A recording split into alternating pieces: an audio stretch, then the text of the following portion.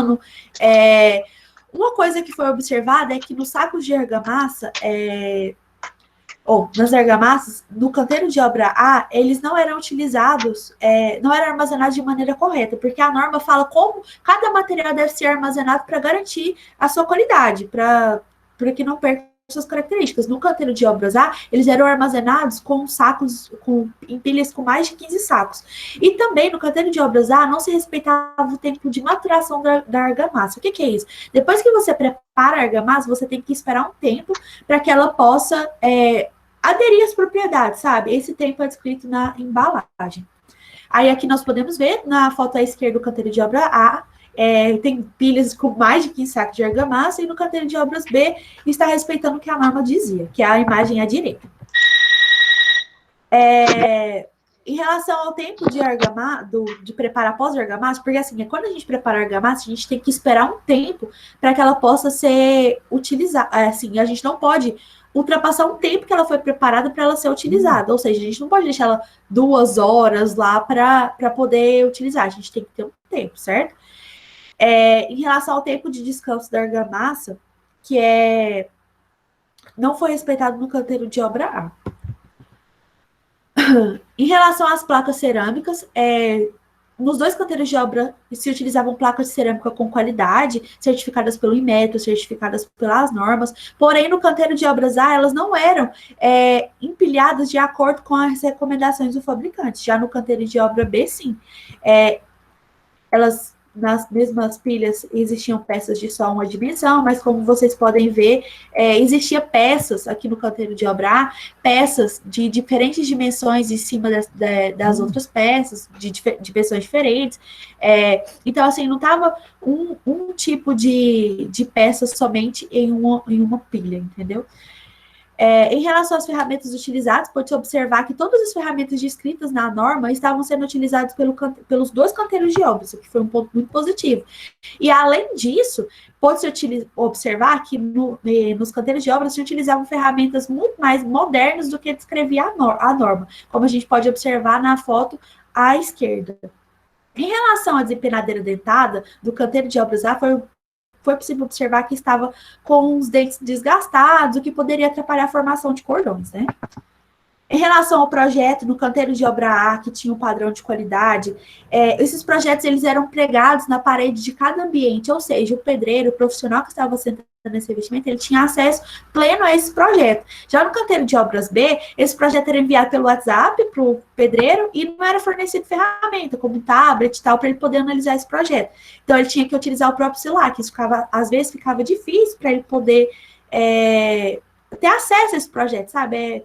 Vocês vão ver, tipo, em obra que é muito complicada, às vezes é muito bagunçado, assim, muito corrido. Então, ficar olhando o projeto no celular é uma coisa que realmente pode prejudicar. Então, é interessante ter esses projetos na parede e tal, de fácil acesso, né? Em relação às conferências de serviço, no canteiro de obra A, que tinha o sistema de gestão de qualidade, tinha uma ficha para verificação desses serviços. E nessa ficha padronizava quais itens do serviço deveriam ser conferidos, eram registrados as conferências do serviço. Por exemplo, em tal local nós tivemos esse problema, então era mais fácil controlar os problemas encontrados no empreendimento. Já no canteiro de obras B, isso não existia, eles conferiam o serviço, só que eles não tinham, assim, uma padronização. O serviço era conferido de acordo com a experiência de cada profissional, além de não ter um registro. Assim, se der um problema em tal apartamento, ficaria mais difícil controlar, mais difícil corrigir, porque não tinha isso registrado, sabe? Em relação à conferência de materiais e de serviço também, né? Em relação ao controle de lote de porcelanato, no canteiro de obra A, nós tínhamos a rastreabilidade de revestimento cerâmico, que descrevia qual piso foi utilizado em cada local, o lote. Isso ficava mais fácil, porque se tivesse um problema, tivesse que trocar um revestimento, era só ir lá na ficha, então nesse local foi utilizado esse revestimento com tal lote. Já no canteiro de obras B, isso não existia. Os porcelanatos simplesmente eram subidos para o apartamento, eram levados para os apartamentos, e não tinha esse controle de qual lote foi utilizado em cada local, sabe? Se tivesse algum problema, seria muito mais difícil controlar. Em relação à execução da camada de fixação, que é o reboco, o contrapiso para receber o revestimento, nos dois canteiros de obra, né, no canteiro de obras A, foi possível observar que eles assentaram sem que a base estivesse concluída há pelo menos 14 dias. O que é isso? Quando você vai assentar um revestimento, você tem que ter um tempo de cura dessa base, para que, por exemplo, a água do reboco possa sair toda do reboco, né? Tem um tempo de cura desse reboco mesmo, porque se tiver com pouco tempo, às vezes a água não saiu tudo e ainda vai prejudicar o assentamento de revestimento, vai dar patologias futuras.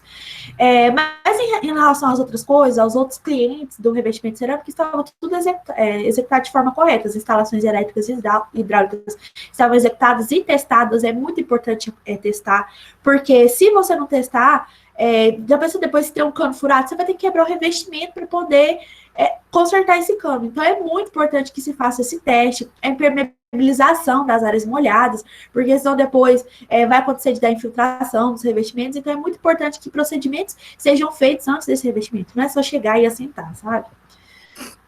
Em relação à aplicação do revestimento cerâmico, nos dois casos eles utilizavam a desempenadeira dentada e utilizavam ainda o movimento de vai e vem e o martelo de borracha. O que é esse movimento de vai e vem? Quando você vai colocar a peça, não sei se vocês já viram assentando, mas a gente coloca a peça e dá uma mexidinha assim, sabe? Para deixar aumentar a aderência com o revestimento do revestimento com o substrato mesmo. E depois a gente bate com um martelinho de borracha para garantir que a peça fique bem firme. E as peças superiores a 96 centímetros quadrados também utilizavam argamassa dupla, ou seja, tanto na peça quanto no substrato, né? Em relação ao rejunte, o argamassa de rejunte que eles utilizavam tinha padrões de qualidade, em relação ao metro, em relação à norma, e eles, nos dois canteiros, ou no canteiro de obra B, era respeitado um período de 72 horas para assentar para rejuntar. Por quê? Depois que a gente assenta, tem que ter um período assim, para a argamassa secar antes de rejuntar. Aí pode-se observar que no canteiro de obra B, esse período era respeitado, somente no canteiro de obra A que isso não acontecia. Com todos os dados que eu tirei da minha pesquisa, eu montei esse diagrama de Chicago. Eu não passei todos os dados aqui para vocês, porque senão seria uma coisa muito longa. Mas aqui, o que a gente pode observar? No meu eixo horizontal, o meu problema é alto índice de perdas no assentamento de revestimento. Então, olhando aquelas 6 categorias, na categoria mão de obra, por exemplo, qual foi o problema que eu encontrei? Por exemplo, no canteiro de obra A, no canteiro de obras B, como não tinha sistema de gestão da qualidade, o assentador, ele não tinha um treinamento antes de começar o serviço. Então, assim, cada serviço era feito de acordo com a experiência do pedreiro acabamentista em relação ao meio ambiente. O elevador, ele ficava longe dos materiais no canteiro de obras A. Então, é isso. E aí, eu compilei todos os dados da minha pesquisa nesse diagrama de Chicago. Posteriormente a isso, eu propus diretrizes de boas práticas para assentamento de revestimento cerâmico. Eu distribuí essas diretrizes em 3 principais fases, que é o planejamento, a execução do acabamento em si e o controle da execução. Por exemplo, o que eu posso fazer para controlar a execução que me garanta um revestimento de boa qualidade? Eu posso utilizar a ficha de verificação de serviço para ter uma verificação padrão, uma verificação com registros. Em relação ao planejamento, o que eu posso fazer para melhorar o assentamento de revestimento cerâmico? Eu posso ter um elevador próximo ao armazenamento dos materiais. Eu tenho que ter peça com certificações tanto do Inmetro quanto certificadas pela norma. Em relação à execução do acabamento, eu tenho que utilizar espaçador nivelador, eu tenho que ter formação de cordões, de argamassas e tal. Em relação à pesquisa da minha pesquisa, o que eu pude concluir? Que as normas, elas estão muito desatualizadas com a realidade atual. Hoje em dia, existem equipamentos muito mais modernos do que os equipamentos que a norma traz. E ainda bem que a maioria dos canteiros de obras já utilizam esses equipamentos. Então, com essas normas desatualizadas, claro que é importante segui-las, mas é importante também seguir as recomendações do fabricante, tanto de argamassa quanto do piso. Através do diagrama de Chikawa também, eu pude aprofundar nas causas dos problemas e encontrar os responsáveis por essas causas. E assim, quando a gente encontra esses responsáveis, é mais fácil resolver o problema, sabe? A gente vai direto na raiz do problema, como o diagrama de Chikawa é a sua função, né? Ir direto na raiz do problema. Em relação ao canteiro de obras A, pode-se observar visivelmente que ele tem procedimentos padrões, por causa do sistema de gestão da qualidade, ao contrário do canteiro de obras B, que não tem esses revestimentos padrões. Esses procedimentos padrões. E assim, como a Fran falou, eu já tenho um pouco de experiência em obra, eu fiz estágio durante toda a minha graduação.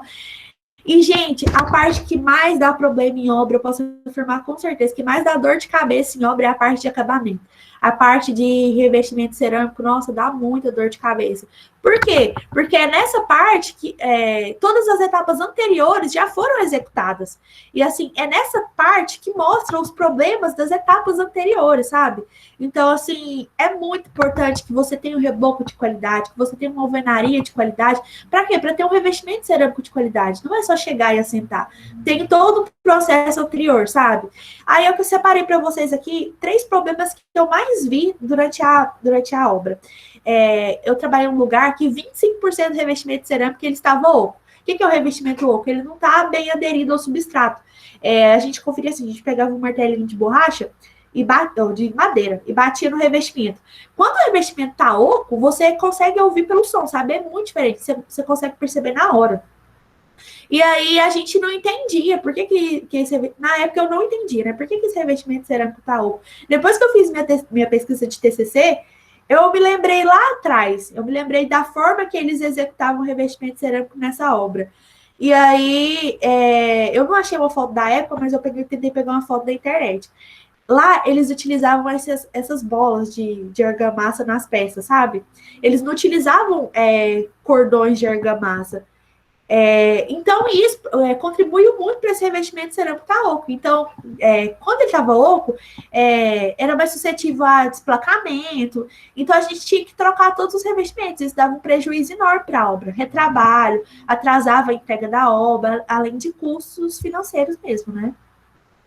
Outro problema também que eu vi bastante foi queda nos ralos. Quedas nos ralos de banheiro e de varanda.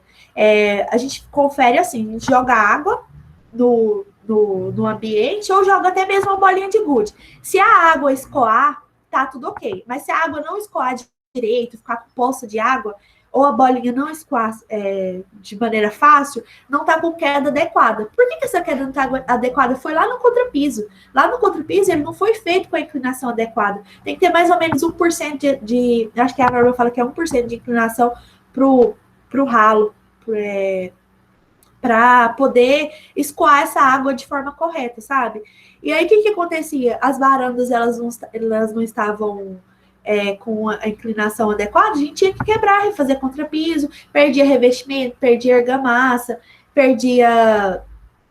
aí gastava com mão de obra, gastava com material novamente, atrasava a entrega da obra, então assim, é a maior dor de cabeça.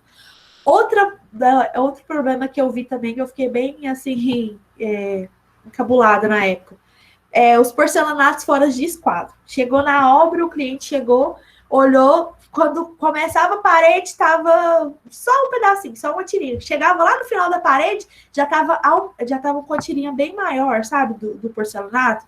Já assim, estava visivelmente desnivelado. Mas por quê? Era o porcelanato que estava desnivelado? Não. O que estava desnivelado? Era a alvenaria que não foi feita de maneira correta. Ela estava, como vocês podem ver na foto, eu peguei uma foto aqui da internet, ela não estava no esquadro, sabe? Ela abria. Então, o que acontecia? Consequentemente, o porcelanato também abria. Então, o que é isso? A alvenaria mal planejada, mal conferida. Então, é importante conferir todos os serviços. E aí, o que a gente teve que fazer nessa obra? A gente teve que quebrar o reboco, porcelanato pronto. A gente teve que quebrar reboco, quebrar porcelanato, quebrar rodapé, arrumar, né? Com produto especial, porque o reboco ia ficar um pouquinho mais grosso. Nossa, deu uma maior dor de cabeça para poder consertar isso. Então, é o que eu sempre falo. É muito importante ter todos os serviços feitos de maneira correta para que o serviço final, o produto final tenha uma boa qualidade também. Em relação às minhas experiências profissionais, quis trazer aqui um pouquinho para vocês. Quando eu estava finalizando o técnico, eu comecei a fazer um estágio no escritório de arquitetura. E aí eu iniciei a engenharia e continuei lá. Nesse escritório eu ajudava na complementação de projetos, no detalhamento de revestimento cerâmico, de acabamento mesmo, sabe? Posteriormente a isso, eu fui para um empreendimento. Eu fiquei 2 anos como estagiária lá. Era um empreendimento vertical de 4 torres. É um prédio, um dos prédios aqui em Jataí. Acho que esse empreendimento ele foi um divisor de água, assim, foi quando eu comecei a ter noção que eu tava trabalhando, que eu era um profissional, sabe? Eu comecei, né, na parte de conferência de serviço, para eu entender os processos mesmo. E aí, posteriormente a isso, eu fui para parte de planejamento, aprendi a fazer medição de empreiteiro, é, controle do lote de revestimento, porque como era prédio, tinha que ter um controle muito bem feito, porque se precisasse trocar algum revestimento, algum lote, o lote tinha que estar adequado, né, para não dar problema. Eu trabalhei também com parte de cronograma, de obra, medição de obra, porque era uma obra financiada. Então, assim, foi um divisor de águas mesmo. Eu aprendi desde o básico da obra até a parte de gestão. Depois disso, eu saí de lá e fui para uma construtora. Eu comecei como estagiária e, posteriormente, eu fui promovida auxiliar de engenharia. Nessa construtora, eu acompanhava mais de uma obra. Eu acompanhava, acho que teve uma época que eu cheguei a acompanhar 6 obras de uma vez, obras residenciais, reforma, construção mesmo. E nessas obras, eu conferia, fazia questão de planejamento, cronograma, e conferia serviços, e resolvia problema. Eu falo que engenheiro, ele é pago para resolver problema, porque vocês vão ver, obra, gente, dá muita dor de cabeça, é bom, mas ele dá muita dor de cabeça. Então, assim, você tem que ser muito proativo, você tem que saber resolver os problemas, sabe? E aí, eu saí dessa empresa, que eu fiquei 1 ano e 2 meses, e fui para que eu estou atualmente. Nessa empresa eu comecei como auxiliar de engenharia, não tinha formado ainda, e quando eu formei eu fui efetivada engenheira civil.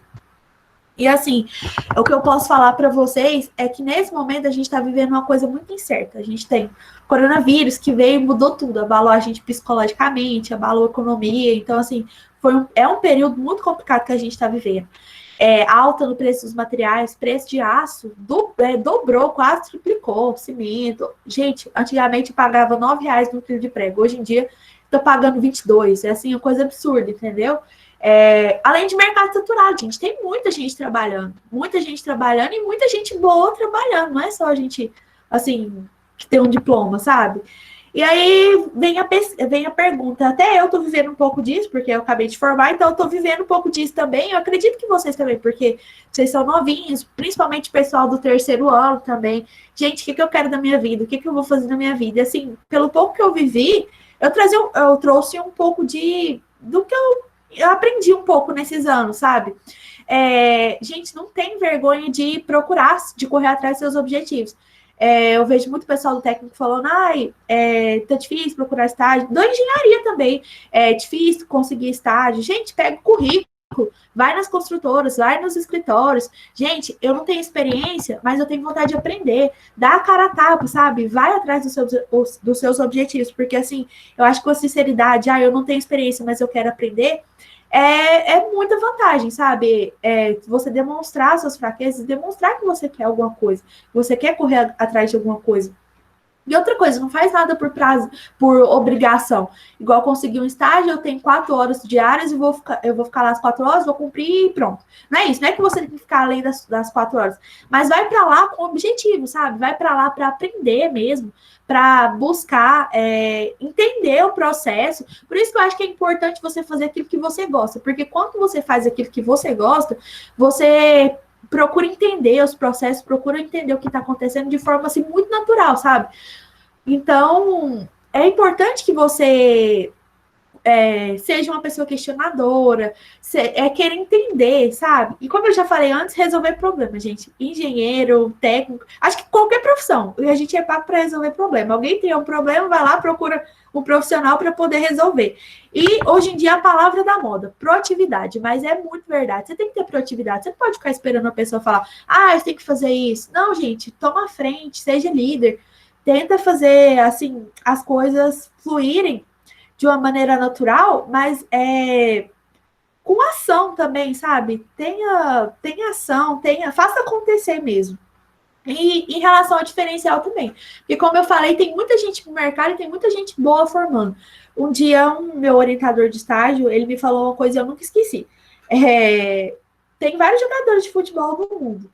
Mas por que aqui o Neymar, o Messi, Cristiano Ronaldo se destacam? Porque ele é bom, ele tem um diferencial em alguma coisa. Então eu te pergunto, qual que é o seu diferencial hoje? Tem um diferencial. Você sabe trabalhar num programa que pouca gente sabe, você tem experiência, você tem proatividade, você sabe se posicionar bem. Então procure seu diferencial. Tem um diferencial, sabe?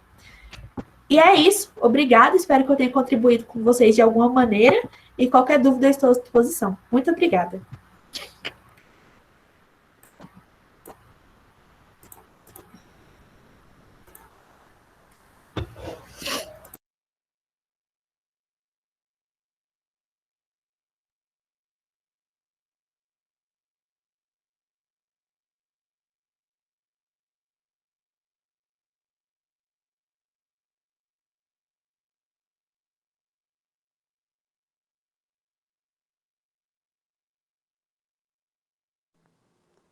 Desculpa o silêncio.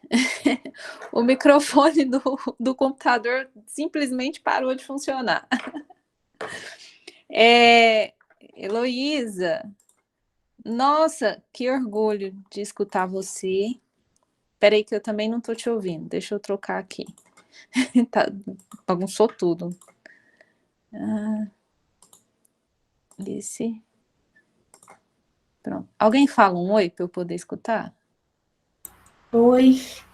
Ouvi. Pronto, oi. Funcionou. Desconectou tudo, trem doido. Nossa, Heloísa, que orgulho, eu tô aqui escrevendo, eu até escrevi aqui no chat assim, olha, ela se tornou auxiliar de engenharia antes mesmo de formar, não precisou... Porque geralmente as empresas o que fazem, né? Esperam o engenheiro de estar recém-formado, aí para o salário ficar um pouquinho mais baixo, contrata como auxiliar, espera adquirir uma experiência, aí você fica ali ralando, remando até... E por conta, o seu diferencial, né, Heloísa, querendo ou não, era o técnico em edificações.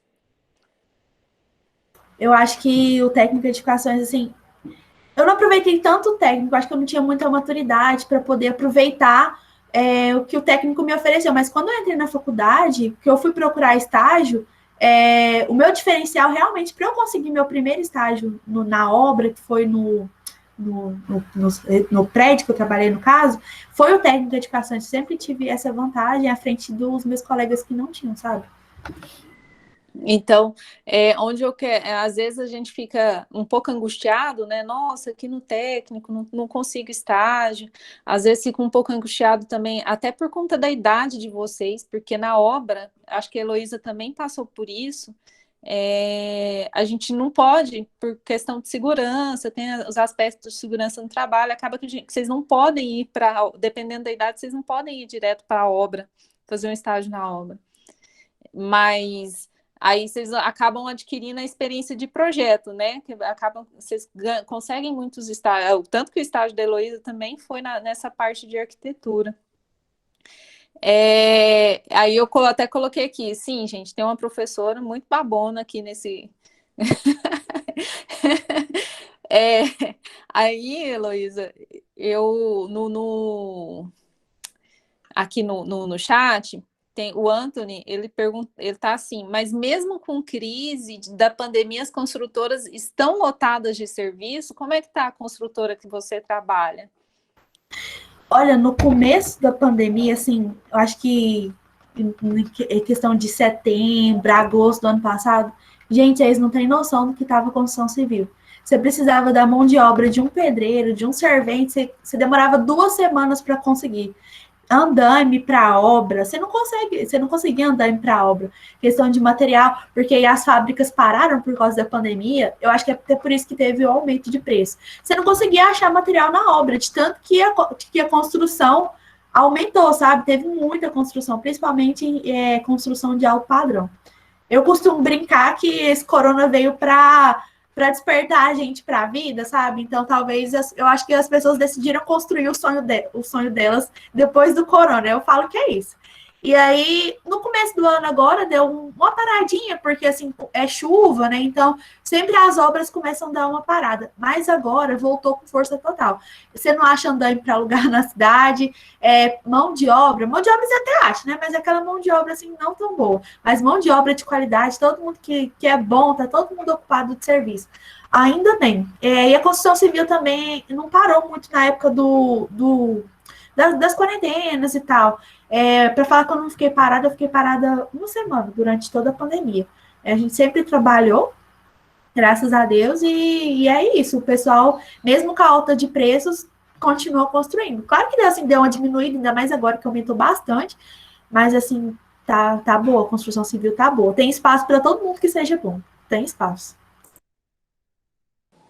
E a Heloísa veio falando trazendo esse aspecto um pouco mais da obra, e como ela está falando da obra, o tanto que vocês percebem assim, quantas áreas, né? Ela depende e quantas pessoas que ela depende. Ela depende de um bom projeto, ela depende de mão de obra, depende de fornecedor. Então, quando a gente está na engenharia civil, é um negócio que a gente não trabalha sozinha, a gente depende de muita gente. Eu acho que vocês vão sair da palestra da Heloísa. A primeira coisa, porque eu sou campeã disso, toda a sala, todo canto que vocês olharem, vocês vão observar o cantinho da cerâmica para ver se ele tá todo, se o corte dele tá certinho da parede toda, ou se ele tá começando assim, terminando desse jeito. Aqui também, né, teve o Guilherme falando, o Heloísa, que acompanhou o processo de assentamento e deu a entender aqui que ele conseguiu visualizar tudo que estava acontecendo na casa dele. Também a questão do preço da madeira também encareceu. O aço não adianta, né? Madeira encareceu bastante. A gente usa muito tábua na construção por questão de forma, né? Questão de estrutura mesmo. Nossa, tá muito mais caro, muito mais caro. Da última vez que eu olhei uma tábua de 30 centímetros de espessura por 3 metros, que a gente que eu mais costumo usar, né? Principalmente em obra de pequeno porte. Acho que tava R$ 33, R$ 11 o metro. É muito dinheiro. Porque você usa muito tábua na obra, então. E é assim, uma coisa que dá para reutilizar, mas nem tanto, né? Então, tudo subiu, tudo que vocês imaginarem. E de tudo que... Alguém tem alguma pergunta? Alguma história para contar que vivenciou em casa? Ou curiosidade sobre questão de trabalho? Sim. Bom dia, posso falar? Bom dia, pode, claro que pode. Eu quero só elogiar, Heloísa, é muito legal ver vocês crescendo assim, eu vim um pouquinho à frente, né, de uma turminha na frente, mas é muito legal ver o crescimento de vocês e te ver colocada no mercado. Eu tive um pouco de contato aí com você em obra, né, e você sempre foi muito prestativa com o serviço, e a gente deseja só sucesso, né, para pessoas assim como você, e que você cresça muito e seja muito feliz na sua trajetória. Parabéns, viu? Muito obrigada, Carinelli. Eu falo mesmo, é muito bom a gente ver colegas da faculdade seguir nas áreas que sempre sonharam e crescendo, né? Eu desejo isso para você e desejo para todo mundo, para os nossos colegas, tanto da minha turma quanto o pessoal que formou primeiro, quem está ficando para trás um pouquinho mais na faculdade, né? A Carinelli falou o que eu precisava falar. Heloísa, muito bom ter você aqui de volta. Saiba que você vai voltar muitas vezes, porque você explica muito bem, pacientemente. Eu fico muito feliz de ter vocês aqui. A Carinelli também, a que acabou de falar, vai falar mais tarde, na última palestra. Também foi aluna nossa, também está crescendo aí. No caso da Heloísa, a Heloísa eu brinco, né, porque ela é técnica em edificações, então eu vi ela crescer mesmo. Eu vejo vocês no técnico, aí quando as minhas disciplinas é lá no finalzinho do curso, Então, quando eu vejo, realmente, vocês cresceram, se for os meninos aí, vocês estavam sem barba no técnico, aí aparece com barba na engenharia, eu acho o máximo isso. É muito importante para mim acompanhar esse crescimento de vocês. É muito bom. Eu também desejo muito sucesso, muita parceria, que a gente possa desenvolver muitos trabalhos a partir de agora. Pessoal, obrigada por ter ficado aqui acompanhando a Heloísa. Heloísa, obrigada por ter vindo também. Eu vou colocar de novo uma musiquinha. Às 9 a gente retorna com o João Igor. A gente vai falar de uma área uma área da engenharia civil que vocês não têm na edificação. Então, no curso de técnica em edificações, que é a área de saneamento ambiental.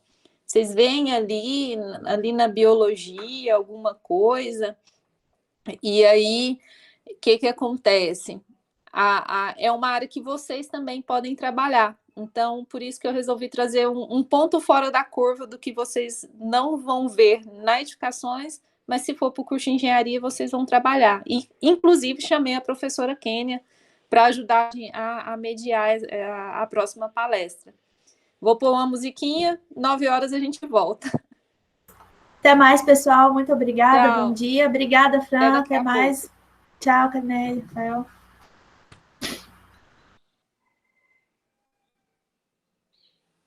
Deixa eu sair.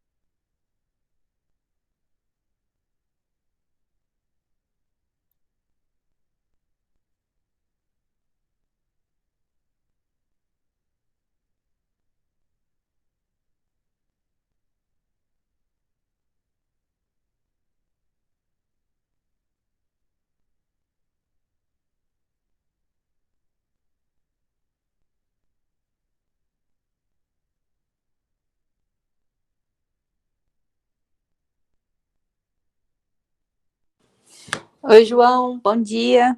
Eu vi que você chegou. Bom dia, Franciele. Cheguei sim. Muito obrigada por ter vindo.